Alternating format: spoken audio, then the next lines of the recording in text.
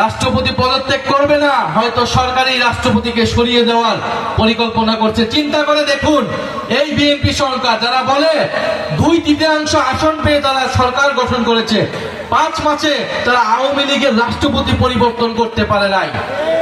যেই সরকার আওয়ামী লীগের রাষ্ট্রপতি পরিবর্তন করার সক্ষমতা রাখে না, সে দেশ পরিবর্তন করবে কিভাবে? আমরা মনে করি ফ্যাসিস্টের দোষর চুপ্পু পদত্যাগ করলে হবে না, পদত্যাগের পরে তাকে গ্রেফতার করতে হবে। কারণ গণহত্যায় তার সমর্থন রয়েছে, দুর্নীতিতে তার স্পষ্ট প্রমাণ রয়েছে যে দুর্নীতিবাদ। ফলে সেই ব্যক্তিকে অবিলম্বে অপসারণ করে তাকে গ্রেফতার করে বিচারের আওতায় আনতে হবে এবং একজন যোগ্য নিরপেক্ষ অভিভাবক সুলভ ব্যক্তিকে এই বাংলাদেশের জনগণ রাষ্ট্রপতি হিসেবে দেখতে চায়। আমরা দেখেছি বিএনপি সরকার অতীতেও রাষ্ট্রপতি নিয়ে অনেক টালবাহানা করেছেন। কোন জনপ্রিয় ব্যক্তিকে, নিজের দলের ব্যক্তিকেও তারা রাষ্ট্রপতি হতে দেয় না।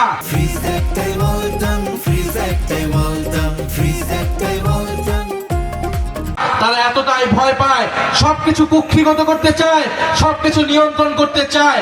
আমরা দেখব বিএনপি সরকার এবার কাকে রাষ্ট্রপতি নির্বাচন করে। কোন অযোগ্য লোককে রাষ্ট্রপতি যদি নির্বাচন করে, জনগণের এই সরকারের উপর তো কোনো আস্থা নেই, আরো সম্পূর্ণ লোকের ব্যাপারে সকল আস্থা চলে যাবে।